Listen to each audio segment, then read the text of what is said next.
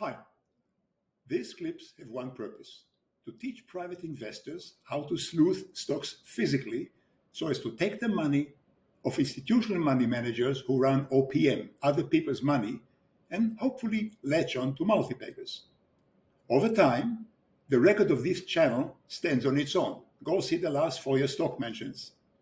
However, over time, not a few institutional OPM runners have begun to follow these clips too, and I have been getting messages like the following. It's all very nice of you to point cheap multi-baggers with low capitalization stocks, but all of us, poor OPM runners with multi-billion-dollar portfolios, we can't buy those small caps. To this I reply that I did point out Meta, which has been a six-bagger since it was mentioned, and Meta has a huge market cap of 1.4 trillions today. There's 1,400 billions. So OPM runners could easily buy it. In fact, it was barely $250 billion at the bottom, 6 times less, but still plenty of stock to buy. And I did point out PayPal with 76 billion market cap, and even more recently Zoom, 26 billion cap. And to be fair, although some of the Argentinian multi-baggers like EDN, who is now 1.8 billion, was $150 million at the bottom, or Vista, VIST, of Argentina, $5 billion market cap now, was only 200 mil cap at the bottom. Both low cap then, they were still reasonably big cap mid-rise. But yes, my bias here has been towards the individual investor. So just to address the OPM complaint, this time I'll point out a potential big cap multi-bagger. However, I'll do it with an eye to the smaller investor too. No, not to buy the stock now, but just to make clear why OPM runners are different, both in thinking and in action. Different how? First, in thinking, OPM runners don't really aim to make money. No, they don't. They only aim to do better than the market, to outperform it. For example, if the market fell 30% and the multi-billion portfolio only fell 20%, the OPM runner of this portfolio is golden. Why? Because the difference between the market's minus 30 and theirs minus 20 is called alpha. So here, the OPM made an alpha of 10% or 1,000 basis points, beeps, which lets him or her keep his or her job and maybe even get a bonus. I know it's strange trying to lose less, but that's how the OPM business works. And if you know this, you can make money because you are trying to make money with your own capital so you can stay out of the market if you want. They cannot. They always have to be invested. Now, what's the other thing OPM runners can do? This is to act on their own. The great majority of OPM runners usually have no individual authority. You do. It's your money. So, all right, let's dedicate this clip to the poor OPM runners who deal with billions, which isn't even theirs. What big cap can I point out for them to sleuth and how to find it? The problem is, everyone and his kid's sister today has access to databases, fancy spreadsheets, and internet access to what the best gurus in the world are buying or selling and what the congressmen are buying because they are the best traders. In other words, the market is picked over. So how to look for such a big cap potential multi-bagger that others have missed? Let's start with some criteria and make them tight. First, since the neglected multi-bagger we want is big cap, yet still neglected, is probably not in the US.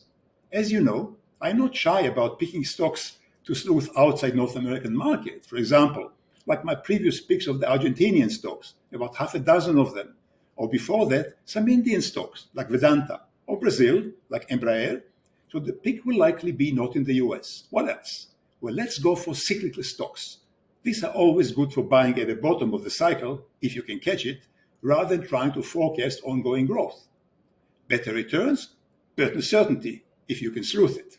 Which means, let's go with big cap, cheap European cyclical stocks. What else? How about ridiculously low valuation? Like what? Oh, say price to book below 0.5, single digit PE, and free cash flow yield above your T-bill rate. And the stock also pays a dividend. Well, if the Germans say, what else would you like? Egg in your beer? Which means it's a tall order. Is there such a stock? Let's ask my trusty databases and see. And what do you know? Out come this potential gem, Stellantis, STLA symbol, No, not Tesla, TSLA, but STLA, Stellantis. What is this company? A fallen value trap on the verge of bankruptcy? Nope. Stellantis is a bona fide multinational car company. It was formed from a merger 3 years ago, in 2021, of Fiat Chrysler and the French PSA Group. The headquarters are located in Hoofddorp, Netherlands. I hope I'm pronouncing it right. How big is it? Very big. $37 billion market cap. Big enough for you? As of 2023, it was the world's fourth largest automaker by sales, just behind Toyota, Volkswagen, and Hyundai. And last year, Stellantis also was ranked 61st in the Forbes Global 2000 Big Companies, the upper 3% globally in size. Now, you may not know the company's name, but you sure know many of its brands. The brands are the most famous: Alfa Romeo, Chrysler, Citroën, DS, Dodge, Fiat, Jeep, Maserati, Opel, Lancia, Vauxhall, Peugeot. In short, Stellantis makes and sells both fancy cars and unfancy ones in Europe, so of course the stock is now in the pits, because Europeans are not buying cars. These are piling up in the dealer lots and also in ports and in parking lots, which is why the stock is cheap. Where is it traded? It's listed in Italy, in Paris, and also in New York directly. That is, it's not an ADR or ADS, just a New York traded stocks, which means that any OPM runner here can buy it. And how much can he or she buy? Tons of it. The stock trades about $100 million worth of stock a day, which means in 2 or 3 weeks you can get your $1 billion value. And just how cheap is the stock? As I said, in my opinion, it is ridiculously cheap. Price to sale is 0.2. Price to book, 0.4. And listen to this. PE on a trailing earning is 2.9 times. PE on a future earnings forecasted is 3.6. Single digit PE. You can't beat that. And best of all, EV to EBITDA is 1.2 times. The only time I saw such low numbers were on Teo in Argentina in 1982 and EDN in Argentina 4 years ago, both multi-baggers since, and both then at then market bottoms. Now, at the sleuthing valuation method, which I prefer, Q, with the quality factor, is the sum of gross margins, return on equity, and sales growth. Here it is a relatively low 12 because although GM at the gross margins and return on equity are excellent, sales growth have been negative recently. But since EV to EBITDA is ridiculously low 1.2, the valuation value, V, which is the Q divided by the EV to EBITDA, is 10, which is a great valuation. See my last book, The Advanced Sleuth Investor, for how these figures are used. Go to free cash flow. I mean, is the company bleeding cash? Far from it.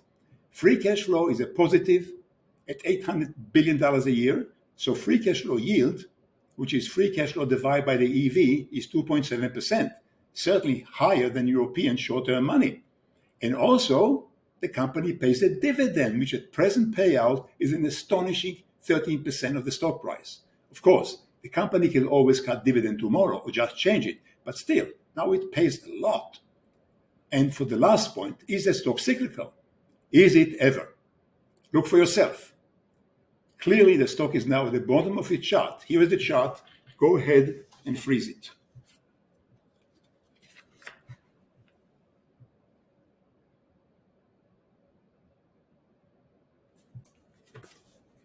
As you can see, very cyclical. But has Stellantis stock reached bottom? Here lies the rub. Perhaps it did, perhaps not yet. How to find out? For this as a first cut, before doing any further sleuthing work, I'd look at the chart of the ratio between the stock and the S&P 500. And this will also tie to the point I made before about OPM runners need to do better than the market. Here is the second chart. Again, that's the stock ratio to the S&P 500. Pay particular attention to the colored lines. You'll soon see why.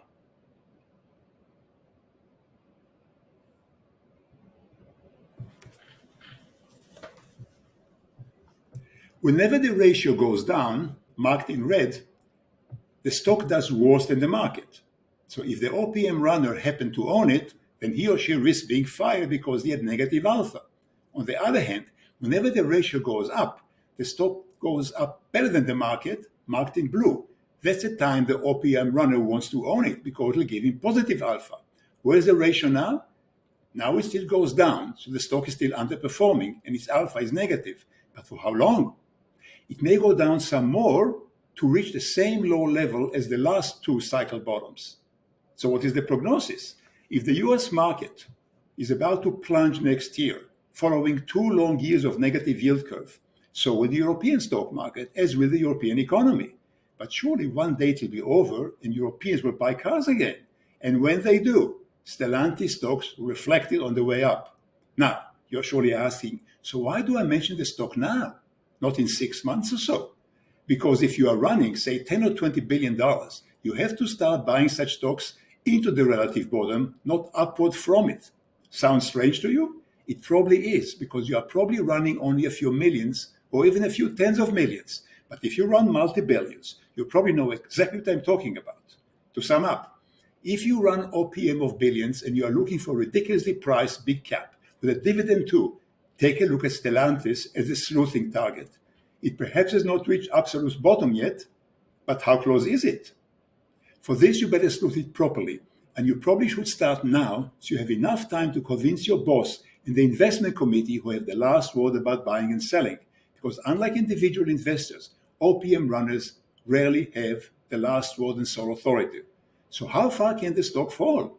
The stock now at 13 may come close to the bottom or may decline first with a high single digits, or it may not. But if the cycle holds at the same valuation ratios apply, the target price of the company could be in the low to mid 30s, which is 2.5 times from here, or 3.5 to 4 times from the high single digits. But how to do the sleuthing? You got it. Buy my books, The Sleuth Investor, The Advanced Sleuth Investor, and there you can learn all the methods I use. They apply both to individual investors and to OPM runners alike.